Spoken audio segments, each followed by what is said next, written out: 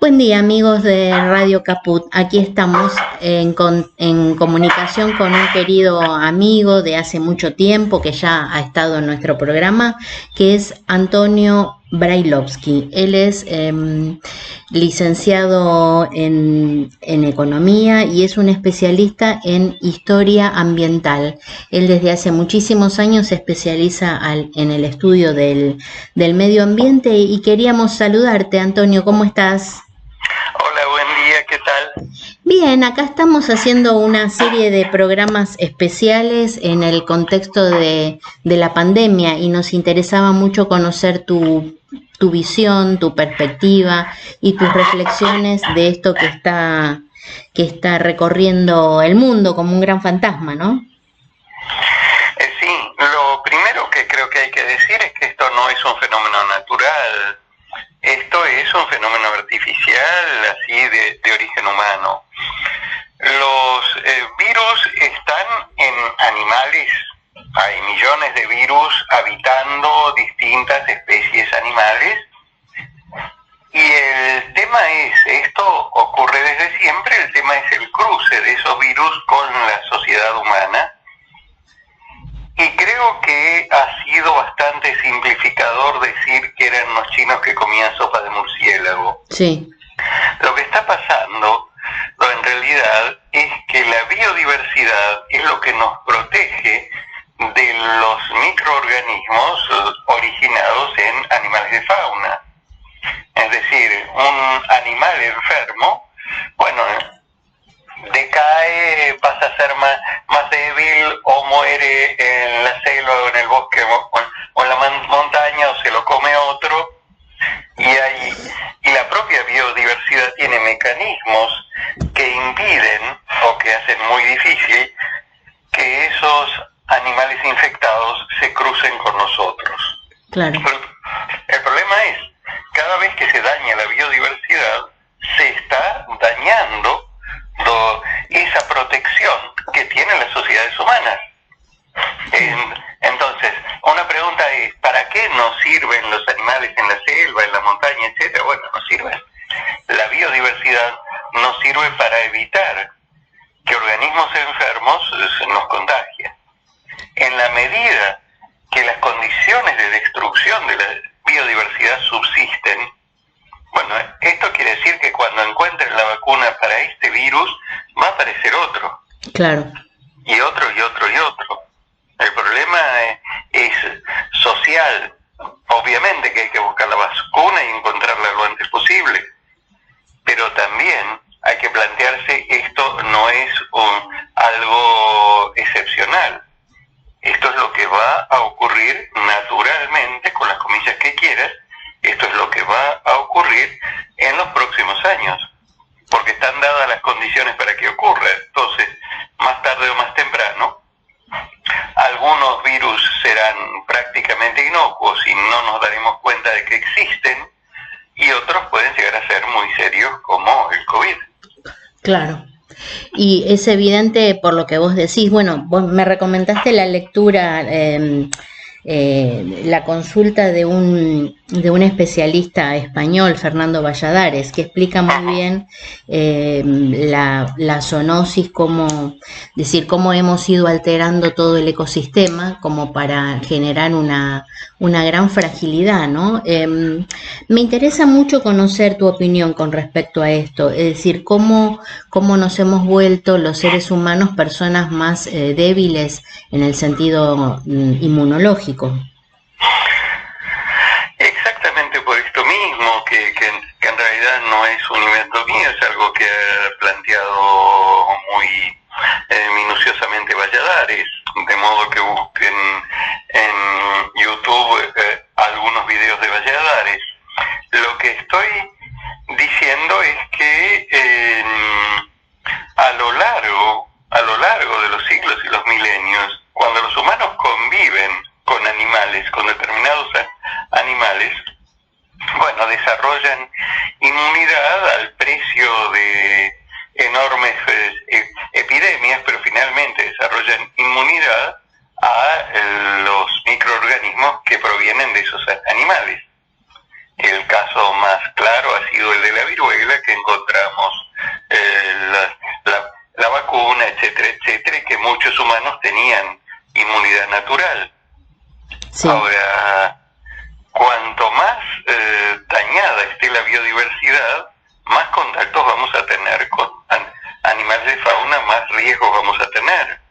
claro. Desde el punto de vista epidemiológico, toda esta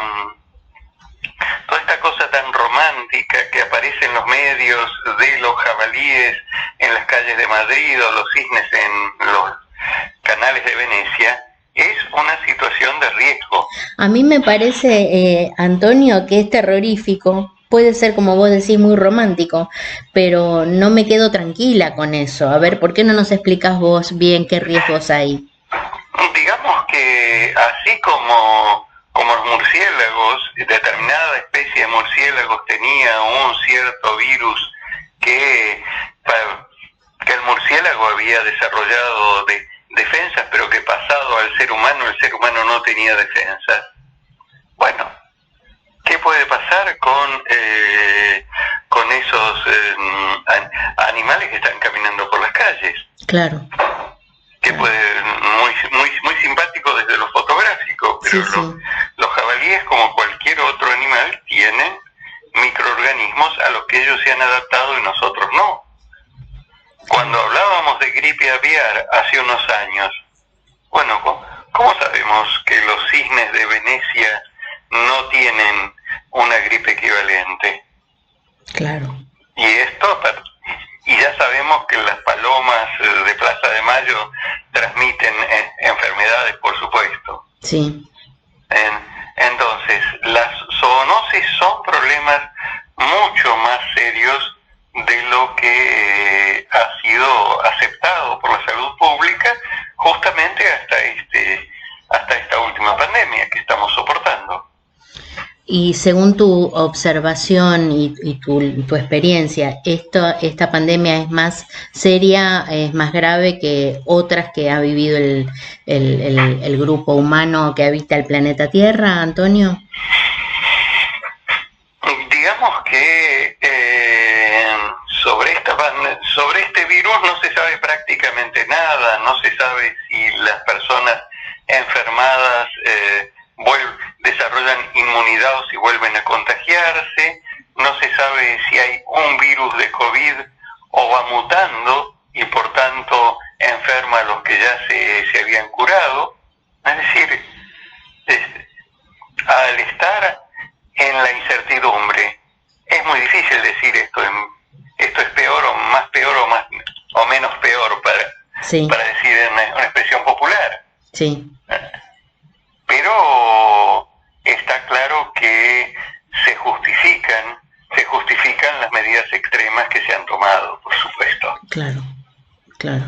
Cuando uno habla de más de 2 millones de infectados, cuando uno habla de algo así como 200.000 muertos, bueno, caramba, estamos en niveles de cualquier guerra importante. Es cierto, sí, es una forma, una reacción probablemente una reacción natural, ¿no? De la naturaleza a tanto desequilibrio, ¿no?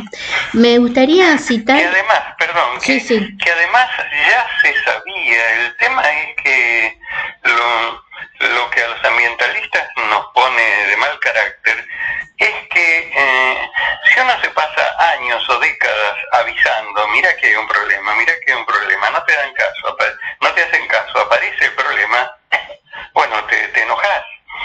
En 1835, un naturalista francés llamado Alcides d'Orbigny recorre la zona del Amazonas boliviano y lo que d'Orbigny encuentra es que en aquellas zonas que se ha deforestado, en el borde de las zonas que se ha deforestado o en las zonas deforestadas ocupadas, las personas se enferman de una cosa que no sabían cuál era, de enfermedades consideradas como nuevas. Sí. Bueno, esto es lo mismo que decíamos. No era COVID-19 en 1835, era otra enfermedad, pero enfermedades que aparecen a partir de la alteración de la biodiversidad. Entonces, cuando uno se encuentra que hay un mecanismo ambiental de transmisión de enfermedades de animales a humanos, descrito en 1835, COVID, dice, bueno, caramba, hay gente que viene avisándolo desde 1835 y nadie le hace caso. Claro. Y yo me pregunto y te pregunto, Antonio, más allá de la vacuna, ¿no? Que ojalá se encuentre la vacuna específica, ¿habría otros métodos de evitar estas terribles pandemias que parecieran, no sé, desde la simple observación que son cada vez más frecuentes en el mundo? Y son cada vez más frecuentes.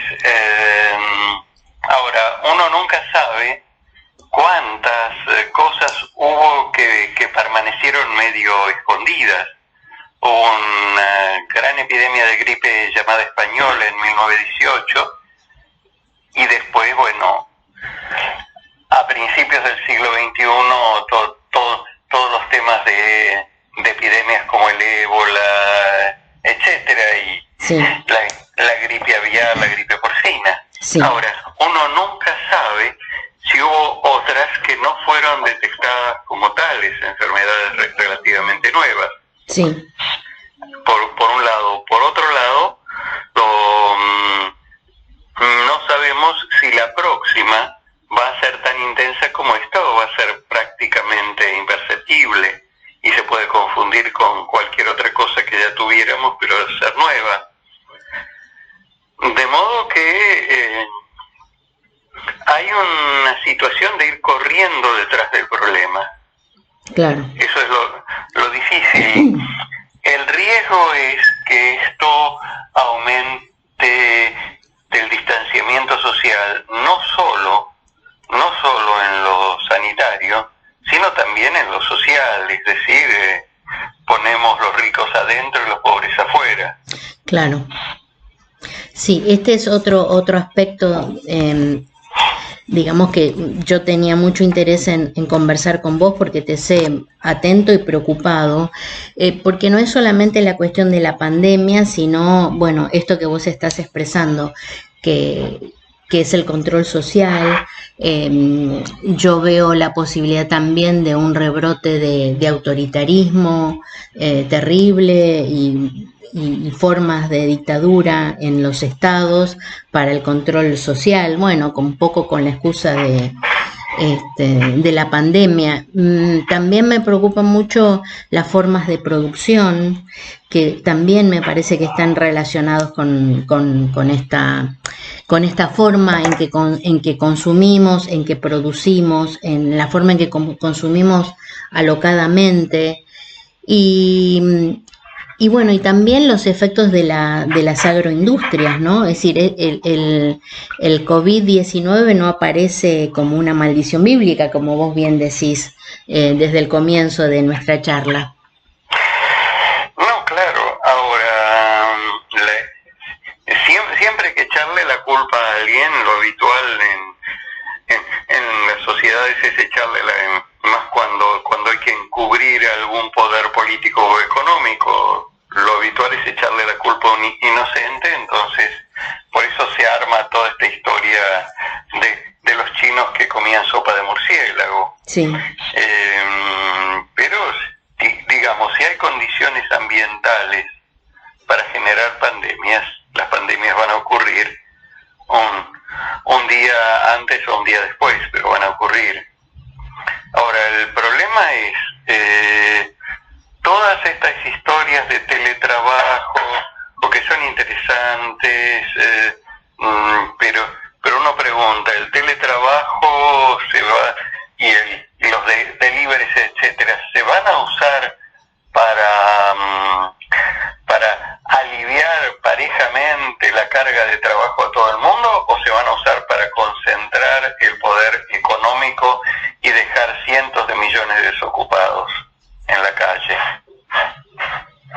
Bueno, esta pregunta es una pregunta y una preocupación compartida, ¿no es cierto? Porque algunos a los que a uno le gustaría adherirse, pero bueno, como uno tiene muchos años, no se adhiere tan fácil a las nuevas ideas o las ideas novedosas. Algunos hablan o se ilusionan con la idea del fin del capitalismo. ¿Vos qué pensás, Antonio? Yo creo que un sistema que no vaciló en provocar guerras mundiales, tirar bombas atómicas, invadir y destruir sociedades para sacarles el petróleo, no se va a rendir con mucha facilidad. Sí.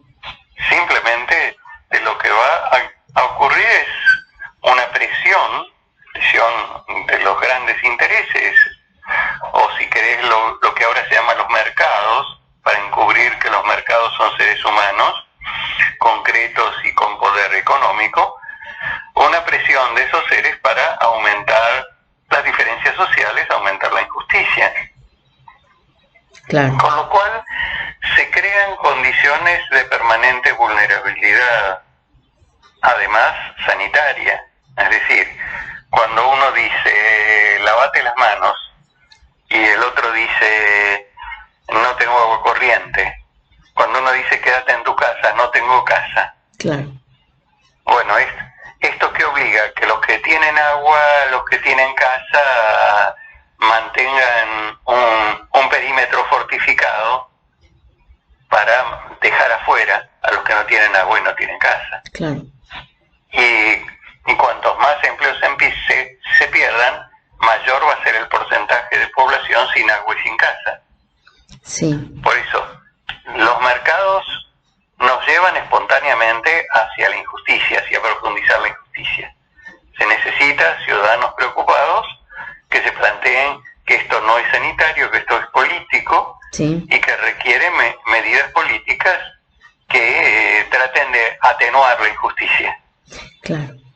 Sí, por las declaraciones que hemos visto en muchos países, en Estados Unidos también, en especial en Europa, no parecieran demasiado dispuestos a hacer transformaciones, a pesar de que han tenido que adoptar una serie de medidas, bueno, como el confinamiento, como las cuarentenas, etcétera, etcétera, ¿no? Pero no lo han hecho por convicción, sino realmente porque estamos todos acorralados. Pero siguiendo el hilo de tu reflexión, Antonio, el imperio de los mercados es algo que no hace falta poner en duda en este momento, pero ¿se sostiene un mercado sin consumidores? Depende de lo que produzcan. Si lo que producen son heladeras, no. Si lo que producen son armamentos, sí. Uh-huh. Entonces, una sociedad paranoica necesita cámaras de vigilancia, necesita pistolas electrónicas, etcétera, etcétera, necesita chalecos antibalas, un montón de cosas que no son los particulares los que las compran. Claro. Además, en las últimas décadas ha habido todo un pasaje, si querés, de las actividades industriales a las actividades financieras. Sí. Con lo cual las fuentes de negocio son mucho más especulativas que productivas. De modo que, digamos, se las van a arreglar para ganar en un mundo donde hay unos pocos privilegiados y un montón de gente del lado de afuera de la muralla. La pregunta es qué hacemos los ciudadanos para evitar eso. Claro, sí, es como la lógica consecuencia esta pregunta, Antonio. Te propongo que hagamos un pequeño corte, voy a pasar un tema musical y después retomamos nuestras reflexiones. Y escuchamos la música. Y escuchamos.